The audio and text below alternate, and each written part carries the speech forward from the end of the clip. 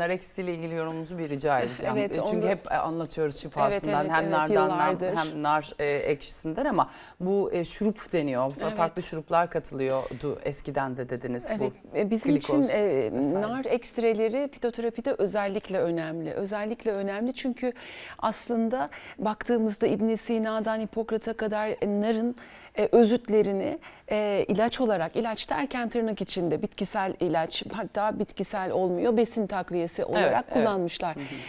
Biz şu anda literatüre baktığımızda da, tıbbi literatürde de nar ekstresi diye geçen çalışmalar var. Aslında o çalışmalarda nar ekstresi diye geçen şey, o bizim 100 yıllık şifamız nar ekşisi.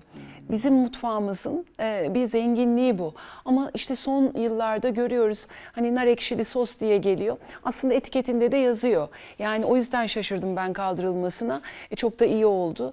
Üzerinde şu kadar glikoz şurubu, bu kadar karamel, bu kadar renklendirici, boya, su diye ve nar esansı. Yani içinde nar olmayan nar ekşileri kullanılıyordu. Bence sağlık İnsan için çok olumlu zararı bir var mıydı yasak peki? bu.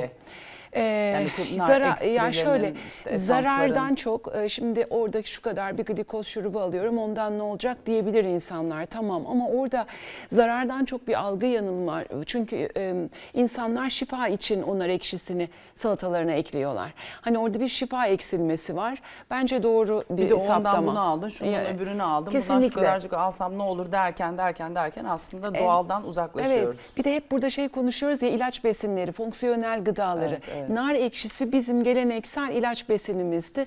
İnşallah şimdi iade edilir, daha çok üretilir, daha çok yaygınlaşır ve onun kaynatılmadan üretilen formlarını da biz fitoterapide destek olarak kullanıyoruz. Onu da söylemek isterim. Beyefendiye teşekkür ediyorum. Çok güzel bir noktaya daha değindi. Şu yoğurt ekmek meselesi. Hani şu son dönemde illaki rastlamışsındır Çağla'cığım, bir yoğurt süt grubu yasaklanması. Ekmek yasakları zaten alıyor gidiyor. Bakın kaç yaşına kadar sağlıkla yaşamış bir insan bunu sağlık sırrı olarak söylüyor. Yani bizim bunu her şeyi yasaklamak yerine doğru buğday, doğru yoğurt, buna yatırım yapmamız gerekiyor. Ülkecek hepimiz. Hani konumumuz neyse, doktor olarak, politikacı olarak, çiftçi olarak bizim yine o eski ekmeklerimizi, eski yoğurtlarımızı üretmeye ve bollaştırmaya çalışmamız gerekiyor. Çünkü aslında geleneksel olarak yapılanların şifası baki. Evet, ekmeği, yoğurdu yasaklamak değil. Değil tabii ki. En doğalını tercih etmek, mümkünse ve bollaştırmak, yapmak, değil mi? Ve çoğaltmak önemli. Şimdi istersen bitkilerimize geçelim. Tamam. Özellikle de şu anda öksürüğü gidermek için çok güzel bitki çayları hazırlayacağız. Hangi çayı nasıl hazırlayacağız? Tamam. Hepsine bakalım. Süreleriyle birlikte sıcak su rica edelim. Sıcak suyumuzda geç. Au. Hocam yetişemedim ya. Teşekkür ederim. Uçtum ama yetişemedim. Havada yakalayacaktım. Şimdi öksürüğü gidermek için kullanabileceğimiz bir takım bildiğimiz aslında bitkiler var. Bunların başında ıhlamur, ebegümeci ve meyan kökü geliyor. Bunları isterseniz sonra taze zencefili yine son dönemlerde çok fazla tüketiliyor. En baştan başlayalım. Önce şu ısıl işlem yanlışından, o yanlış kavramından.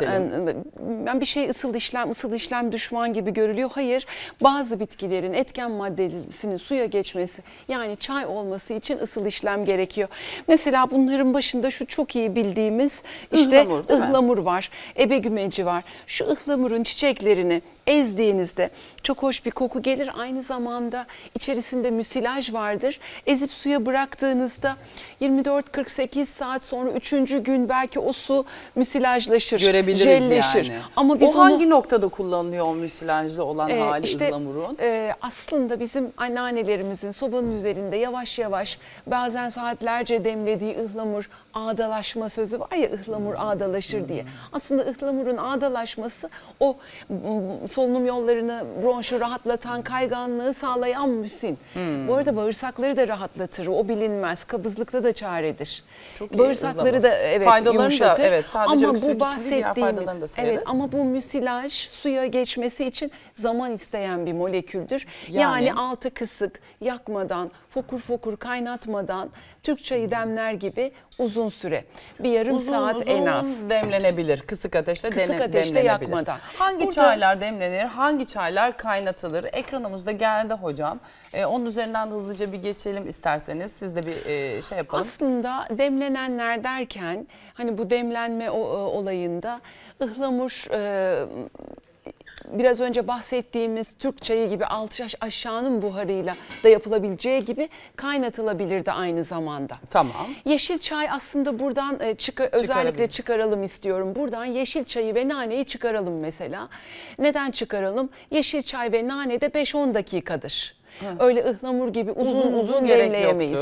Ama rezene tohumdur. Onu kırarız havanda. Evet, uzun uzun demleriz. Papatya biraz serttir, kurutulmuş papatya. Bu da bir 15 dakika gibidir. Ama burada uzun uzun demleyip o müsilajların suya çıkmasını beklememiz gereken şey ıhlamur. Ihlamurun yedeği müsilaj açısından ebegümecidir. Ebegümecidir. Bir alternatifi yani. O da yok. Evinizde ıhlamur da yok. Ebegümeci de yok. Ama şu boğazımdaki o kuruluk, çatallama, batma geçsin, biraz yumuşasın istiyorsunuz. Ayva çayı yaparsınız.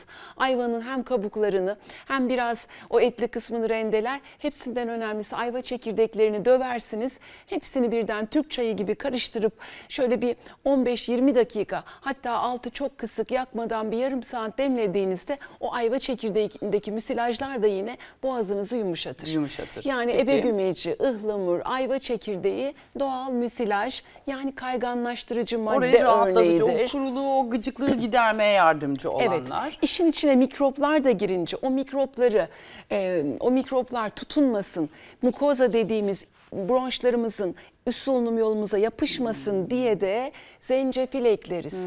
Meyan kökü ekleriz yüksek tansiyon şekerimiz yoksa. Meyan kökünde ve zencefilde virüslerin, bakterilerin solunum yollarına tutunmasını engelleyen maddeler keşfedilmiş.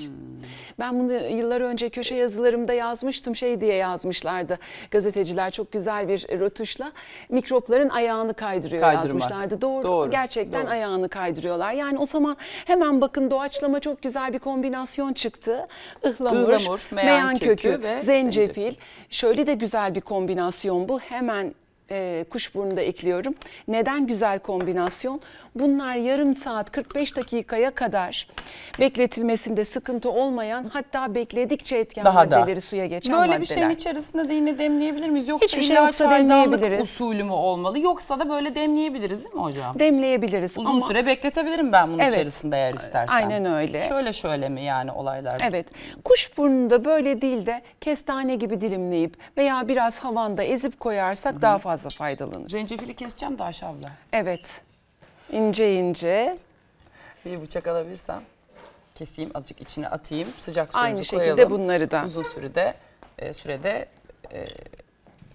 son dönemde siyah kuşburnu diye bir tür yetiştirilmeye başlandı. Kabuğuyla birlikte atabiliyoruz değil mi hocam? Evet. Maşallah lif. Evet Maşallah. Öyle uzun. Rendeleyebiliriz de onu. Ya da evet şu şekilde içine atabiliriz. Sonra üzerine üçlü yaptık. Meyan kökü, ıhlamur ve zencefil yaptık. Bu az önce... Yüksek tansiyon ve şeker olanlar meyan kökünü kullanmayacak. Ne kadar su kaynamış olmalı? Bununla önemi var mı? Çünkü bazı bitkilerde şey diyoruz ya, inanılmaz kaynar şekilde. Burada inanılmaz kaynar şekilde koyacağız. Yani fokur fokur. Fokur olacak. Fokur çünkü etken maddelerin suya geçişi biraz vakit alıyor. Müsilaj açısından sebebiyle. Özellikle. Meyan kökü bu arada soğuk da yapılabilen bir şeydir. Onu da ekleyelim madem çayları anlatıyoruz, eksik kalmasın. Halk arasında haşlama diye geçen bizim Güneydoğu Anadolu'da çok meşhur o içecek meyan şerbeti. Fıçılarda soğuk suda günlerce bu meyan liflerinin devir daimiyle beklemesiyle oluyor. O soğuk sudaki yönteme de maserasyon diyoruz. Soğuk suda bu masere de olur ama diğerlerinin hepsinin etken maddelerinden faydalanmak kullanmamız için sıcak suya ihtiyacı vardır. Peki bir buradan şöyle devam edelim isterseniz. Herkes bitki çayı içebilir mi? Hep böyle bitkiselin çok masum olduğu ile ilgili kafamızda bir algı var. Kimler hangi çayı içerken dikkat etmesi gerekiyor? İsterseniz bu uyarıları da yapalım. Bitkidir, yan etkisi yok diye sözü fitoterapiye hakarettir. Etkisi olan şeyin yan etkisi de olur. Vardır. Yani siz o an çok sınırda kontrol edemediğiniz bir tansiyonunuz var. Çok yoğun bir kekik çayı içtiniz. Beyin kanaması bile geçirebilirsiniz. Halbuki kekik normalde teorik olarak baktığımızda birçok farklı mekanizmayla beyin kanamasını önleyen bir maddedir. O yüzden çok önemli kimin neyi içtiği. Meyan kökü, düşük tansiyonlusunuz, böbrek üstü bezi yetmezliğiniz var, size şifa olur. Ama bir yandan da yüksek tansiyonlusunuz ve şekerinizi kontrol edemiyorsunuz. Aman boğazım yumuşasın diye meyan kökü içemezsiniz. Tabiatta her şeyin yedeği var. Ayva çekirdeği içersiniz, ıhlamur içersiniz, ebe gümeci içersiniz. İlla ki tabiat size başka bir çare sunacaktır. Mutlaka ama vardır, değil mi? İşte bilim, hani ölçülebilirlik, bilim. Biz bu maddelerin içindeki etken maddeleri ölçüyoruz. İşte meyan kökündeki glisizin grubu, buradaki müsilaj grubu, kekikteki timol, karvakrol hep etken madde. Bunlar farmakope dediğimiz eczacılık, tıp ve kanun kitabıdır farmakopeler. Farmakopelerde meyanın neresi drogdur? Drog, ilaç kısmı neresi, İlaç kısmı organı neresidir? İşte bu ilaç hale getirmenin yöntemleri nelerdir? İçindeki ölçülebilir etken madde nelerdir? Bunların yazdığı kitaplardır ve bizim bu çayları bile o uluslararası farmakopelere göre yazmamız gerekiyor. O farmakopelerde bizim Anadolu tıbbımızdan da çok değerli bitkiler vardır, bilgiler de vardır ve Çin tıbbından da. Biz buna etnobotanik deriz. Yani bilim yokken, ölçülebilirlik yokken halk ne için neyi kullanmış, sonra bilim olduğunda neler kanıtlanmış. Şimdi balda ısıl işlem konusunda hep böyle uyarı aldığımız bir besin oluyor ve aslında. çaylarda da kullandığımız, ve çaylarda nasıl da çok seviyoruz Güzel kullanmayı. soru. Şimdi hangi aşamasında hangi çaylarda kullanabiliriz onu da konuşalım. Şöyle de bir isterseniz. güzellik var balda. Birkaç araştırma var. Çok güzel de sonuçları Aşağıda bu bal mı? Portakal elde reçeli edildi. yoksa? Şöyle hakiki baldaki flavonoid dediğimiz bir grup aktif molekül birçok bitkisel çayın etken maddelerinin biyoyararlanımını artırıyor. Yani özet bal birçok bitkisel çayın şifasını artırıyor. Ama balı kaynatmamamız gerekiyor. Daha fazla video izlemek için kanalımıza abone olabilir. İlk izleyen olmak isterseniz bildirimleri açabilirsiniz.